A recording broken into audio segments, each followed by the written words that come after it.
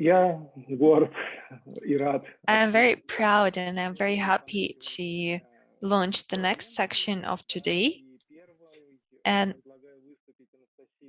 Anastasija Rodionova will be the first to speak for the Russian University of Humanities, MMORPG, and the practices of self-care. Yeah, just a second, I will share my slides. Hopefully you can see everything. I would like to begin my talk with a statement that self-care may be the last thing we think about when we talk about MMORPG. The games of this genre are normally associated with negative things. We think about a toxic community which is present in most of the games, if not all. Or alternatively, we think that while playing, we do not live up to the expectations of our teammates. We don't play as well as we think, and we feel anxiety. We also experience anxiety because of the toxic community, or we can experience anxiety because something changes in the game method, like the path that you followed before seems irrelevant now. You need to restructure your gaming technique, your gaming approach. So the question is, what about self-care? Why self-care? First of all, if we just think about self-care practices present in MMORPG, we can remember certain practices when people do not compete for achievements, for being the top on the leaderboard. They're just playing for their pleasure. They are gathering resources. They talk to their friends. Sometimes they play musical instruments together when they gather in the central cities, like in Stormgrad. They play musical instruments, they play music together. And maybe, yeah, we can indeed consider it as a practice of self-care in the meaning of spending time with the people you like, who are not accusing you of anything, and who you feel good with.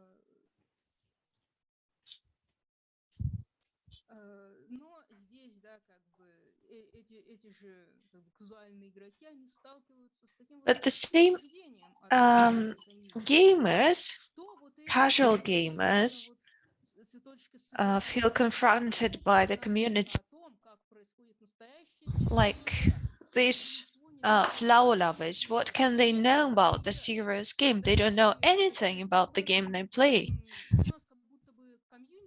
And thus, in any MMORPG, the community can be split into those who take care of themselves, casual gamers, and those who like stress, who like to put themselves under pressure.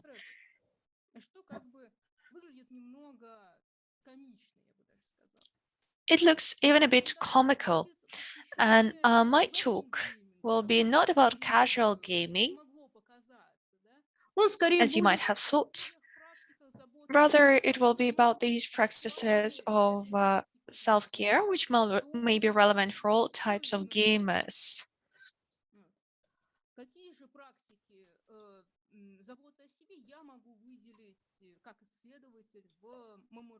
What practices of self-care can I highlight in MMORPG? In almost all of them.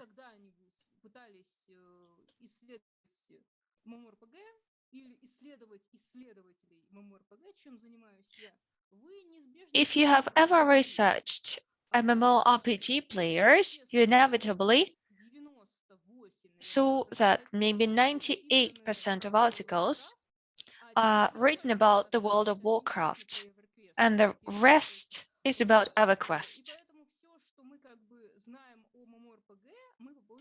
So everything we know about MMORPG, we know about the World of Warcraft. But I believe that the points that I make in my research, which is quite small, which has been made mainly for the purposes of this conference, will be applicable to all MMORPGs. So what practices do we have? What practices are relevant for many, if not all, MMORPG players? Point number one, splitting bigger goals into smaller tasks, achieving goals fast, and gaining satisfaction from repetition. Now we shall discuss every one of these points in detail. The first one is task splitting. The life Мы is пытаемся organized this way that normally we set ourselves ambitious tasks, like we want to get a PhD, we want to teach our students well, we want to make a menu for our own dinner. All of these tasks or objectives are quite big. And when you take a look at all of them at once, it becomes frustrating. Psychologists, when they, in their recommendations for overcoming frustration, quote this technique of splitting bigger goals or bigger objectives into smaller pieces. And doing every one of these piecemeal activities, you get closer and closer to your bigger goal. It sounds quite primitive, but it works. And when you're immersed in the big world, the tasks you set seem huge very often, and the efforts you make seem inadequate. This is quite a beneficial practice of task splitting, and we need practice to learn that. And I think that MMORPG gives us space for such practice. In our game, let's imagine we need to construct our character, we need to choose a race, a clan, clothes, the build, the equipment, the capacities, and accurately and quite sequentially, even though we're not really aware of that, we set this task of making a playable character, we split it into smaller tasks, like appearance, race, class, clan. Then we choose the equipment, then we install necessary skills, and so on and so forth. All of this enables us to learn this skill of splitting a bigger goal into smaller tasks. And it makes the whole endeavor more realistic, I think.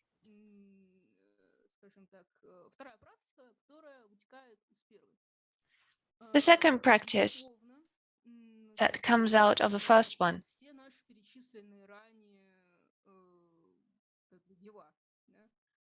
Here are all the things that we have discussed.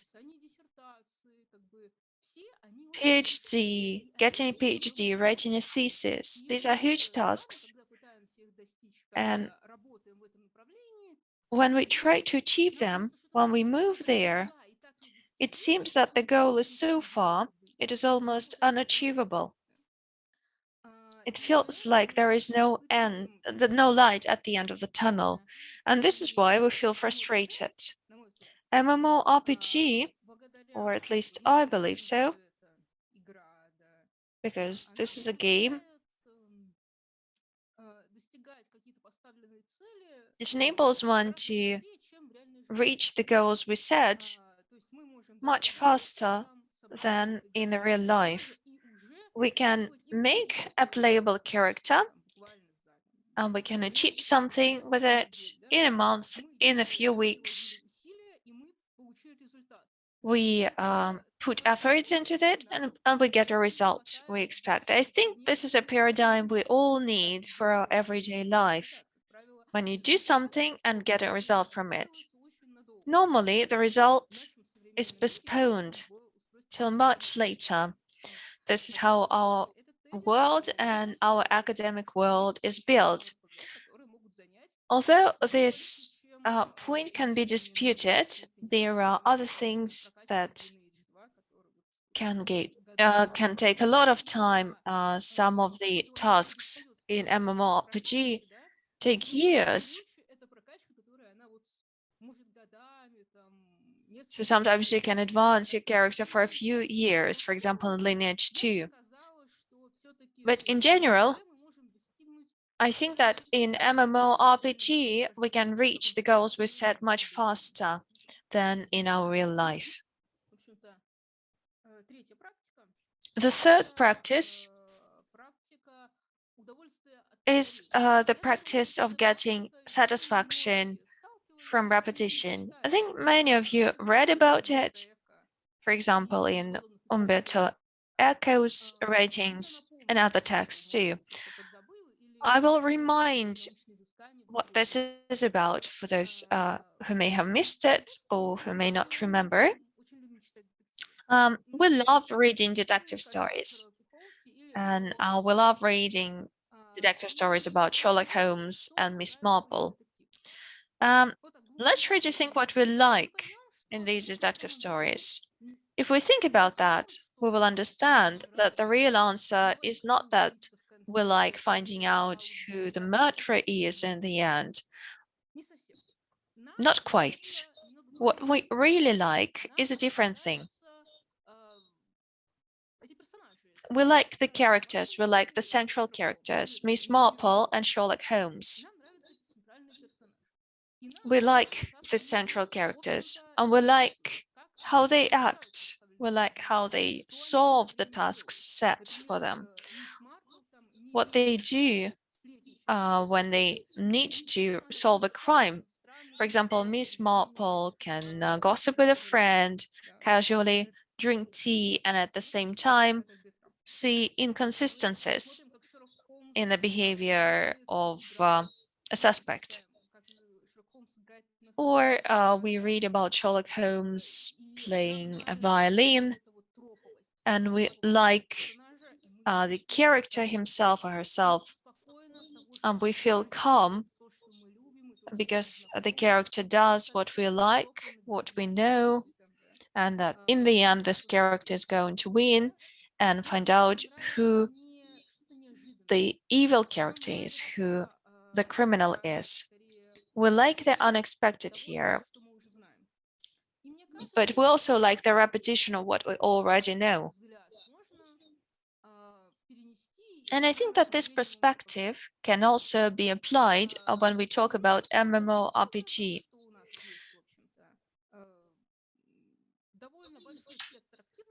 We have quite a huge range of activities in MMORPG, which suggest or which require daily actions. When we do those daily actions, well, they're not difficult, first of all, and they are the same.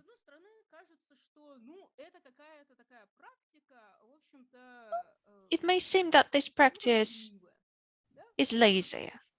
So it feels like the game designers don't want to design some kind of new content and they make us do the same thing over and over again every day. But I think it's far from being true.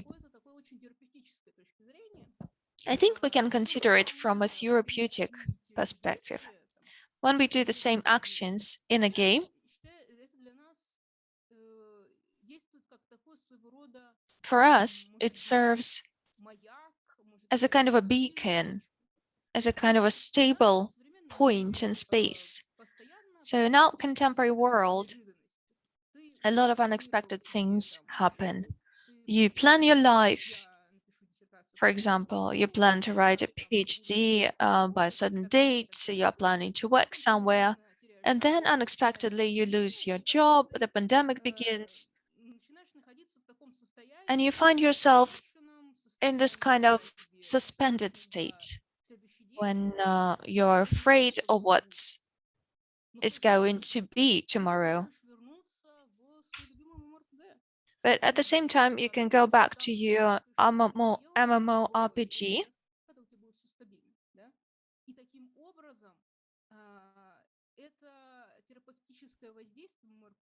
And it is almost therapeutic in its character. It becomes a beacon of stability in this chaotic world of the real life. It helps the human being get reinforced and find some strength to fight against the currents of the real life. Umberto Eco spoke about these things when he analyzed detective stories. But I believe that the same paradigm can be applied also to TV series and to any other quite repetitive actions or practices. In our contemporary capitalist world, it seems like your every action, your every movement, even when you rest or when you try to rest, it has to be productive, it has to be efficient, it has to influence you somehow. You need to learn something new, you need to master new skills. So maybe we all need to a certain extent to get distracted and just to do repetitive things over and over again. So this is the end of my talk. Thank you very much. I will be happy to take your questions. Thank you very much, Anastasia. Colleagues, do you have any questions? I saw that Andrei Shavlikov at some point made a comment. I think so. And just in a second, Andrei will jump in. But while we're waiting for him, I will ask my own question. Thank you very much for your talk. It was very interesting, especially as connected to yesterday's Fang's talk about the neoliberal self-care and Warhammer. I think there are a lot of parallels here between your two talks. It's a pity that when I was thinking through the program, I didn't put your talks one after the other. Unfortunately, I didn't see this kind of rhyme. What do you think?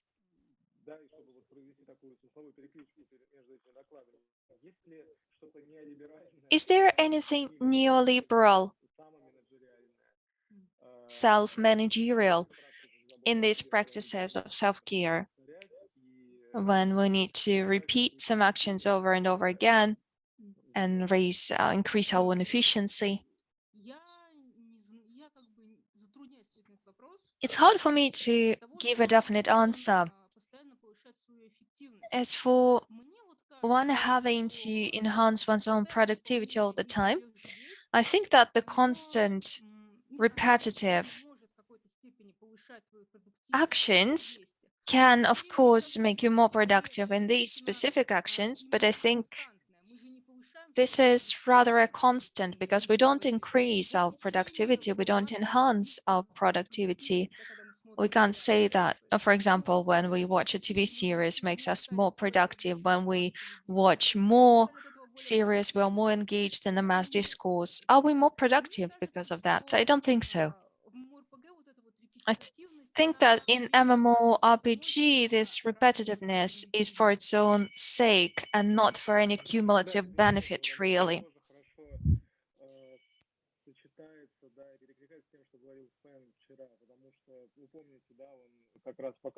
Thank you very much. I think it repeats what Fang said yesterday. He showed the ambivalence of these terms, like we need to take care of ourselves, we need to do all of these self-managerial practices, but on the other hand, it shows how hollow and how empty they are. So this form of self-care is beautiful precisely because it's useless. Yeah, this is an interesting echo.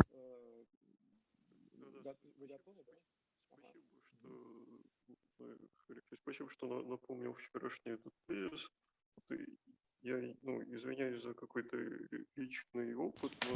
Thank you very much. Thank you very much for highlighting all of these points. I just building on my own experience, I remember that repetitive actions cause nausea sometimes, or this repetitiveness shows how hollow this practice is. This is what Fang spoke about yesterday. So it may be another kind of extreme, maybe, or another perspective. I mean, for some of the players, the care is realized as a kind of rejection of these repetitive practices.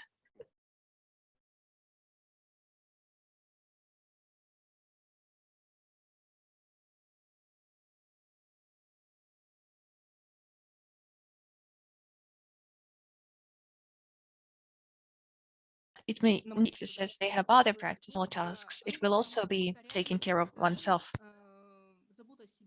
It's not only about repetitiveness. So that's what my talk was about.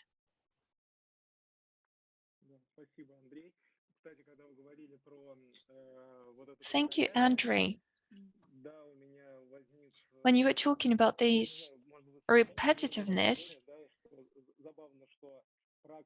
maybe you have experienced it too, when you need to split a bigger task into small tasks is a big task in itself.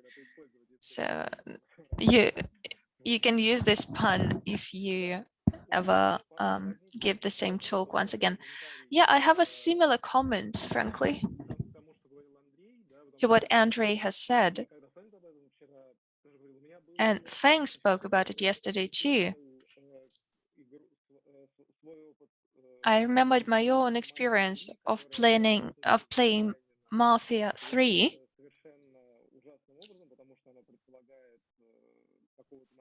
which is mal-designed because at some point you have to repeat one and the same actions to advance the narrative. And at some point I just abandoned it. I couldn't play it anymore when I saw that everything repeats itself. I mean, the same areas, the same actions, the same territories. And I had a feeling like I'm at work again. Well, for example, I remember that once when I worked in the media, I felt like I was a kind of an extra intermediary between an editor, and that was kind of a bullshit work, which is described by Grabber. So this kind of work, which is based on repetition exclusively.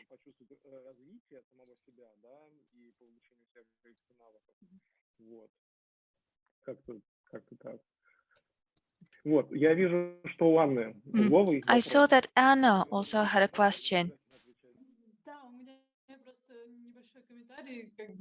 Yeah, I just had a small comment, if that's okay. What happens to the games where the repetitive actions is the foundation, for example, the magical farm, where nothing new is going to happen, but people play these games for years? It seems like there is a boundary there between a job you get bored with and you being tired with repetition and this kind of therapeutic effect that you spoke about. I just wanted to mention these games to you. I think that it depends on a human being, where a human being derives pleasure.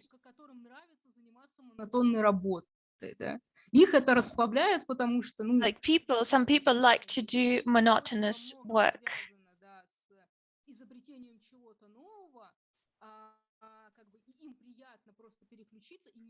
Because, for example, their work is maybe very innovative. They need to invent new things, to do new things every day, and they just like to immerse themselves into these routine actions. Yeah, but if we take these repetitive games that you mentioned, like 3 in a row, if we take these successful examples of these repetitive games, so to speak, I think банальная идея потока и того, что they follow just a banal idea of a flow. Your tasks increase in their difficulty.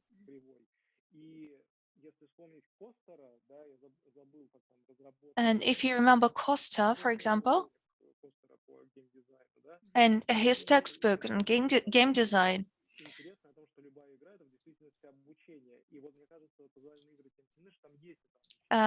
his point was that any game is learning, and Mafia is one of the games where this flow didn't work. You didn't learn anything new. So at some point, I realized that I was doing absolutely the same things over and over again. So I think there is a corridor here between the flow on the one hand. He called it fun, theory of fun. Somewhere in the middle, there is Mafia, this terrible case when it seems like the situation needs to make you learn something new, but it doesn't. And there are these things that you are talking about now, idle games or clickers. I think it's true what you're saying, but this is like a flow which is akin to meditation when players get into the sense of flow through doing very simple things. So, but this experience when you do one task and it brings another task which is absolutely identical to the previous one, this is a weird case. Finia Walsdorf was writing in the chat. Whether it is 3 in a row or grinding in World of Warcraft for years. Да, спасибо. Ну вот как раз, да, теория фана, точно. Спасибо, Андрей. Yeah, theory of fun. Thank you, Andrei, for reminding me of the term. Finia, thank you very much for this contribution. Join the discussion if there is something more to say.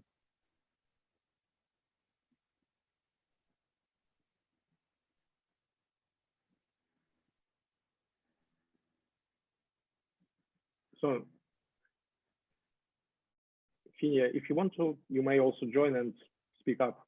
Oh, yeah, thank you. Sorry, sometimes the Dolmetscher is like still speaking, and when you switch to English, then I can't hear what you said. So sorry. No, but I just commented, and you also talked about the flow, so that's what I wanted to say. Actually, thank you. Okay. Yeah. So, да, я вернусь снова тогда. Yeah, then I will go back into Russian. Okay, we have time for one final short question, and we will have to move on after that.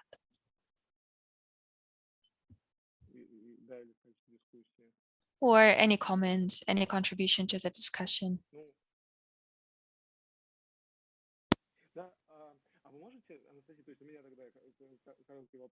I will ask a short question then to conclude the discussion. You were talking about repetition as this practice of self-care.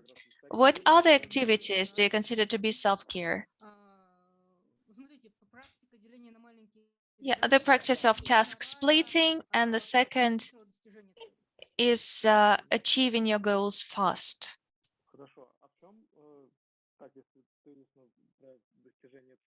And as for achieving the goals, how does it relate to self-care? How do you see it? As I said in my presentation, when you reach a goal in MMORPG, normally, on average, takes a lot less effort and a lot less time than in real life. If we compare how much time you invest, I don't know, into going through a difficult raid in World of Warcraft, you might be working in it for a few months, even 6 months maybe, but then you close it, you complete it, and everybody is happy. I'll compare it to how you write a thesis. You write it for a year, for 2, and you collect your papers. You need more publications to get qualified and so on and so forth. And this process frustrates us. A game is a different environment where we can achieve our goals fast. And we can also share the achievement with other people. I didn't focus on that in my talk because this act of sharing is something crucial, something that a lot of authors write about when they talk about MMORPG. Okay, thank you very much. Thank you very much for your talk. I think we can go on discussing it for forever, but we have to move on.